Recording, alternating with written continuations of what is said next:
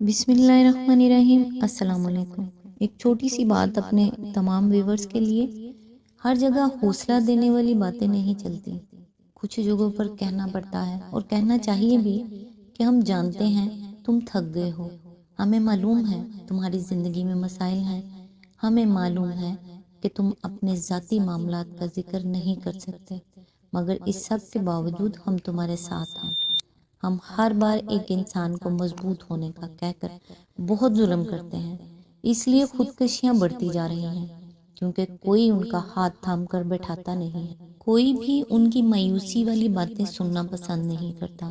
ہر کسی کے پاس امیدوں والی ٹوکری ہوتی ہے اور وہ ٹوٹے انسان پر انڈیلنا پسند کرتے ہیں۔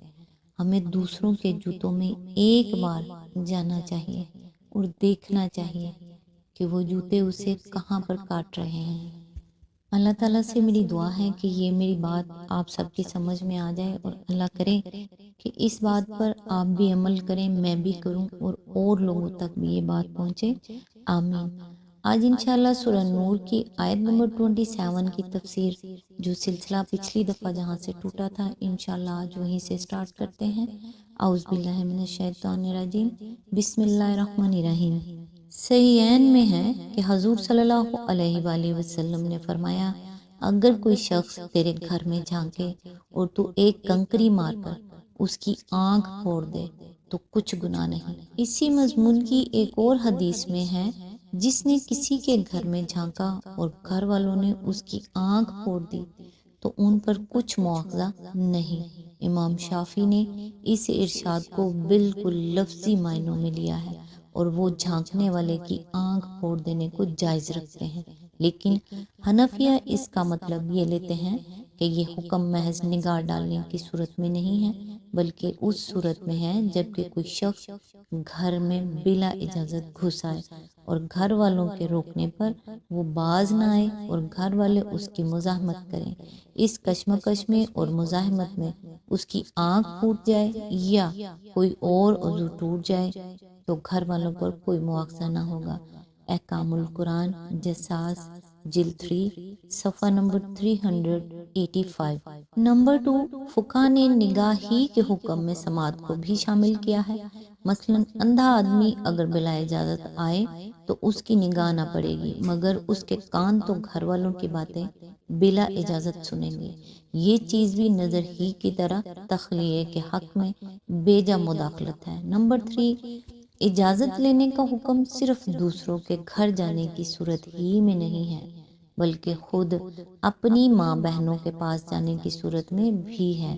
ایک شخص نے نبی صلی اللہ علیہ وآلہ وسلم سے پوچھا، کیا میں اپنی ماں کے پاس جاتے وقت بھی اجازت طلب کروں؟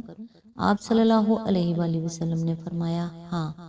اس نے کہا، میرے سوا ان کی خدمت کرنے والا اور کوئی نہیں ہے، کیا ہر بار جب میں ان کے پاس جاؤں تو اجازت مانگوں؟ فرمایا، کیا تو پسند کرتا ہے کہ اپنی ماں کو برہنہ دیکھے؟ ابن جریر ان عطا بن یسار مرسلن۔ بلکہ ابن مسعود کا قول ہے کہ اپنی ماں بہنوں کے پاس بھی جاؤ تو اجازت لے کر جاؤ۔ ابن کثیر۔ بلکہ ابن مسعود تو کہتے ہیں کہ اپنے گھر میں اپنی بیوی کے پاس جاتے ہوئے بھی آدمی کو کم از کم کھنکار دینا چاہیے۔ ان کی بیوی زینب کی روایت ہے کہ حضرت عبداللہ بن مسعود جب کبھی گھر میں آنے لگتے تو پہلے کوئی ایسی آواز کر دیتے تھے جس سے معلوم ہو جائے کہ وہ آ رہے ہیں۔ وہ اسے پسند نہ کرتے تھے کہ اچانک گھر میں آن کھڑے ہوں۔ ابن جریر۔ نمبر 4، اجازت طلب کرنے کے حکم سے صرف یہ صورت مستثنی ہے کہ کسی کے گھر پر اچانک کوئی مصیبت آ جائے، مثلا آگ لگ جائے یا کوئی چور گھس آئے، ایسے موقع پر مدد کے لیے بلا اجازت جا سکتے ہیں۔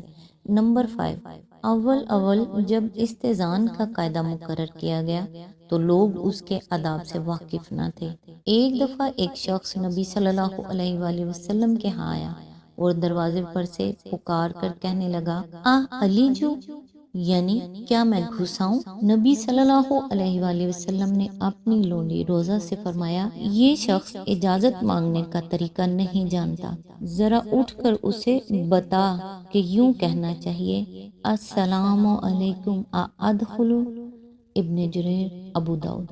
جابر بن عبداللہ کہتے ہیں کہ میں اپنے مرحوم والد کے قرضوں کے سلسلے میں حضرت صلی اللہ علیہ وآلہ وسلم کے ہاں گیا اور دروازہ کھٹکھٹایا۔ آپ نے پوچھا کون ہے؟ میں نے عرض کیا میں ہوں۔ آپ نے 2-3 مرتبہ فرمایا میں ہوں، میں ہوں، یعنی اس میں ہوں سے کوئی کیا سمجھے کہ تم کون ہو؟ ابو داؤد۔ ایک صاحب قلادہ بن حنبل ایک کام سے نبی صلی اللہ علیہ وآلہ وسلم کے ہاں گئے اور سلام کیے بغیر یوں ہی جا بیٹھے۔ آپ نے فرمایا باہر جاؤ اور السلام علیکم کہہ کر اندر آؤ۔ ابو داؤد۔ استئذان کا صحیح طریقہ یہ تھا کہ آدمی اپنا نام بتا کر اجازت طلب کرے۔ حضرت عمر کے متعلق روایت ہے کہ وہ حضور صلی اللہ علیہ وآلہ وسلم کی خدمت میں حاضر ہوتے تو عرض کرتے السلام علیکہ یا رسول اللہ ایدخل عمر۔ ابو داؤد۔ اجازت لینے کے لیے حضور صلی اللہ علیہ وآلہ وسلم نے زیادہ سے زیادہ 3 مرتبہ پکارنے کی حد مقرر کر دی اور فرمایا اگر تیسری مرتبہ پکارنے پر بھی جواب نہ آئے تو واپس ہو جاؤ۔ بخاری، مسلم اور ابو داؤد۔ یہی حضور صلی اللہ علیہ وآلہ وسلم کا اپنا طریقہ بھی تھا۔ ایک مرتبہ آپ حضرت سعد بن عبادہ کے ہاں گئے اور السلام علیکم ورحمۃ اللہ کہہ کر 2 دفعہ اجازت طلب کی مگر اندر سے جواب نہ آیا۔ تیسری مرتبہ جواب نہ ملنے پر آپ واپس ہو گئے۔ حضرت سعد اندر سے دوڑ کر آئے اور عرض کیا یا رسول اللہ صلی اللہ علیہ وآلہ وسلم، میں آپ کی آواز سن رہا تھا مگر میرا جی چاہتا تھا کہ آپ کی زبان مبارک سے میرے لیے جتنی بار بھی سلام اور رحمت کی دعا نکل جائے اچھا ہے، اس لیے میں بہت آہستہ آہستہ جواب دیتا رہا۔ ابو داؤد، احمد۔ یہ 3 مرتبہ پکارنا پے در پے نہ ہونا چاہیے بلکہ ذرا ٹھہر ٹھہر کر پکارنا چاہیے تاکہ صاحب خانہ کو اگر کوئی مشغولیت جواب دینے میں مانع ہو تو اسے فارغ ہونے کا موقع مل جائے۔ نمبر 6، اجازت یا تو خود صاحب خانہ کی معتبر ہے یا پھر کسی ایسے شخص کی جس کے متعلق آدمی یہ سمجھنے میں حق بجانب ہو کہ وہ صاحب خانہ کی طرف سے اجازت دے رہا ہے۔ مثلاً گھر کا خادم یا کوئی اور ذمہ دار قسم کا فرد۔ کوئی چھوٹا سا بچہ اگر کہہ دے کہ آ جاؤ تو اس پر اعتماد کر کے داخل نہیں ہونا چاہیے۔ نمبر 7، اجازت طلب کرنے میں بے جا اصرار کرنا یا اجازت نہ ملنے کی صورت میں دروازے پر جم کر کھڑے ہو جانا جائز نہیں ہے۔ اگر 3 دفعہ استئذان کے بعد صاحب خانہ کی طرف سے اجازت نہ ملے یا وہ ملنے سے انکار کر دے تو واپس چلے جانا چاہیے۔ آیت نمبر 28۔ پھر اگر وہاں کسی کو نہ پاؤ تو داخل نہ ہو جب تک کہ تم کو اجازت نہ دے دی جائے، اور اگر تم سے کہا جائے کہ واپس چلے جاؤ تو واپس جاؤ، یہ تمہارے لیے زیادہ پاکیزہ طریقہ ہے اور جو کچھ تم کرتے ہو اللہ اسے خوب جانتا ہے۔ اس کی تفسیر ہے یعنی کسی کے خالی گھر میں داخل ہو جانا جائز نہیں ہے الا یہ کہ صاحب خانہ نے آدمی کو خود اس بات کی اجازت دی ہو۔ مثلاً اس نے آپ سے کہہ دیا ہو کہ اگر میں موجود نہ ہوں تو آپ میرے کمرے میں بیٹھ جائیے گا، یا وہ کسی اور جگہ پر ہو اور آپ کی اطلاع ملنے پر وہ کہلا بھیجے کہ آپ تشریف رکھیے میں ابھی آتا ہوں، ورنہ محض یہ بات کہ مکان میں کوئی نہیں ہے یا اندر سے کوئی نہیں بولتا کسی کے لیے یہ جائز نہیں کر دیتی کہ وہ بلا اجازت داخل ہو جائے۔ یعنی اس پر برا نہ ماننا چاہیے۔ ایک آدمی کو حق ہے کہ وہ کسی سے نہ ملنا چاہے تو انکار کر دے، یا کوئی مشغولیت ملاقات میں مانع ہو تو معذرت کر دے۔ ارجعو یعنی واپس ہو جاؤ کے حکم کا فقہا نے یہ مطلب لیا ہے کہ اس صورت میں دروازے کے سامنے ڈٹ کر کھڑے ہو جانے کی اجازت نہیں ہے بلکہ آدمی کو وہاں سے ہٹ جانا چاہیے۔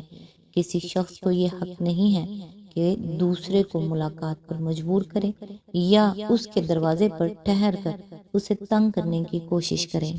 آیت نمبر 29۔ البتہ تمہارے لیے اس میں کوئی مذائقہ نہیں ہے کہ ایسے گھروں میں داخل ہو جاؤ جو کسی کے رہنے کی جگہ نہ ہوں اور جن میں تمہارے فائدے یا کام کی کوئی چیز ہو۔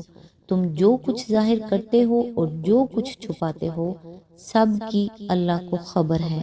اس کی تفسیر ہے، اس سے مراد ہیں ہوٹل، سرائے، مہمان خانے، دکانیں، مسافر خانے وغیرہ، جہاں لوگوں کے لیے داخلے کی اجازت ہو۔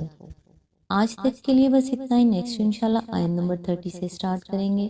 تب تک کے لیے دعاؤں میں یاد رکھیے گا۔ اللہ حافظ۔